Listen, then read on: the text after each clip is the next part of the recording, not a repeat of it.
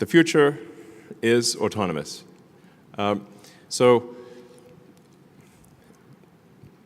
I always sort of think, like, what will the future look like in 5 years or 10 years, 20 years?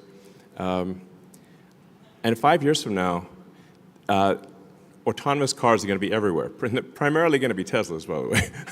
But autonomous Teslas will be everywhere. And I think in 5 years, probably we'll have regulatory approval, I think, globally. So you'll have autonomous Teslas on every continent, taking people on trips, and almost the entire fleet, which will pass 10 million vehicles next year, is capable of full autonomy. So even without the cybercab, we still actually have a gigantic fleet that is capable of being autonomous. And the thing about being an autonomous car is that it can be used much more than a car that is not autonomous. A typical passenger vehicle car will be used about 10 hours a week. So people might use it for an hour and a half a day on average for 7 days, which is about 10 hours a week. But there are 168 hours in a week. So if you have a car that's a robot car that can drive autonomously, it can now be used potentially for 80, maybe 100 hours a week.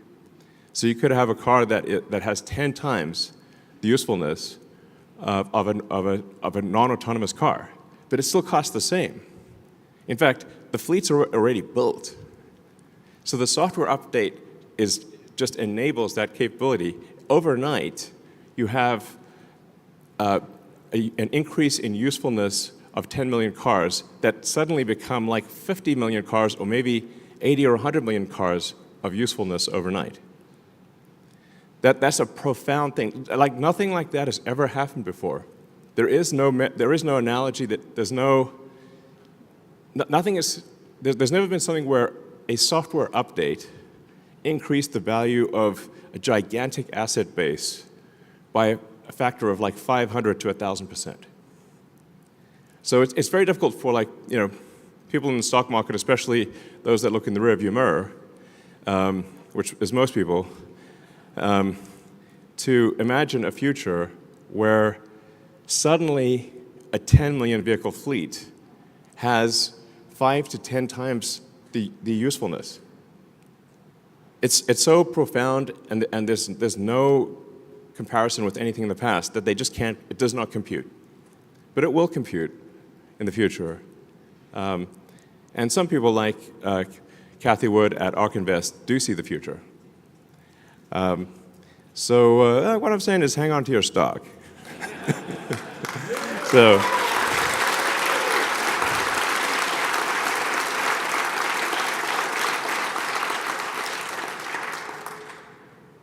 So yeah, it's mind-blowing. Then I want to give a shout out to service. Service is a tough job, an important job, and it's actually what sells cars long term. Because the initial car is sold with sales, but all future cars are sold with service.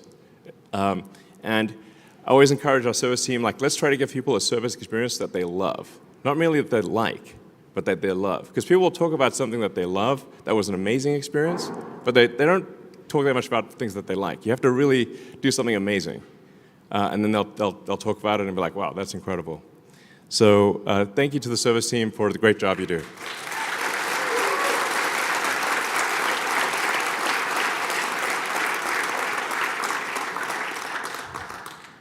And you can see I like this sort of light map of superchargers. You can see you can go practically anywhere in the US, Mexico, Europe, China, well, I guess not the outback of Australia, but most of the places where people live. So our supercharger network continues to grow significantly, and we keep upgrading our superchargers. In fact, I still run into a lot of people who don't realize that you can take your Tesla on a road trip anywhere in America or anywhere in Europe, pretty much anywhere in China, just using the Tesla supercharger network. And it's actually easy and convenient. So people think that whatever the range of the car is, that's as far as they can go. It's like, no, you can just stop at a supercharger network. The car's battery will last longer than your bladder. I'm pretty confident. So that's really the threshold.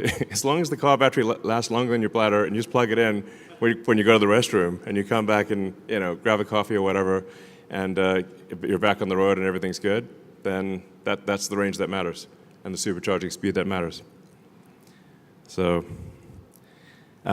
yeah, so congrats to the supercharger team on expanding network and do great work there. So.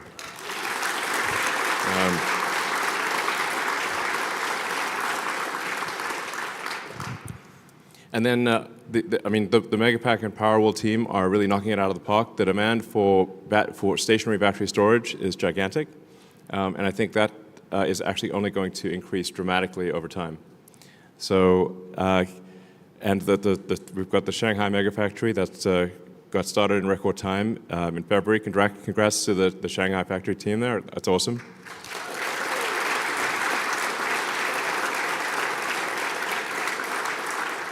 And the Powerwall 3 is, it usually takes about 3 major technology iterations for a product to be great.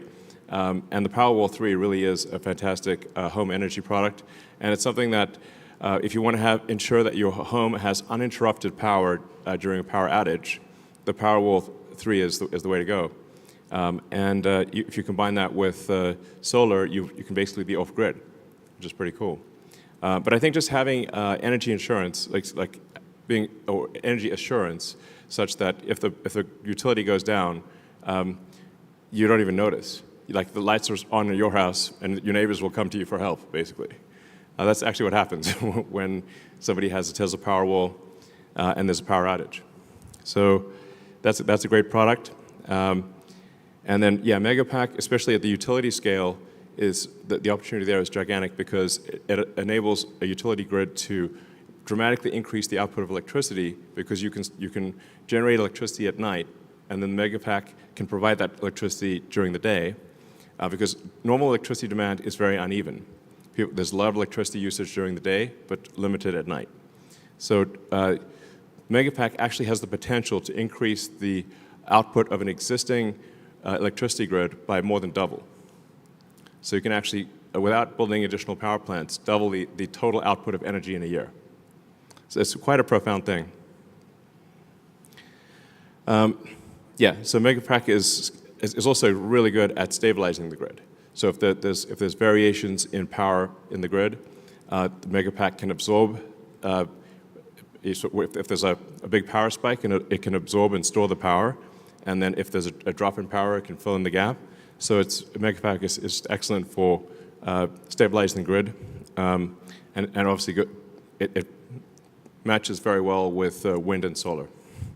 In fact, satellites are just solar panels and a battery. That's how all satellites work.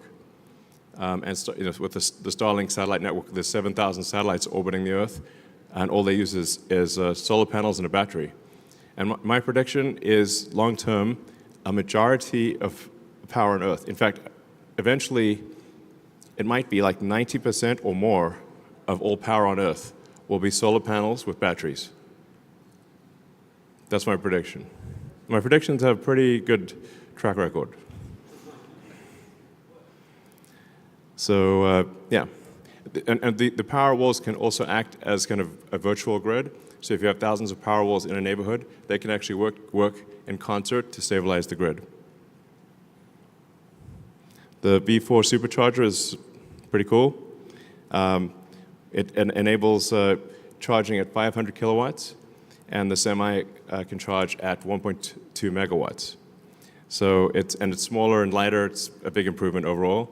And we're rolling this out worldwide. So it will increase charging speeds and yeah, just enable you to get your car charged really fast.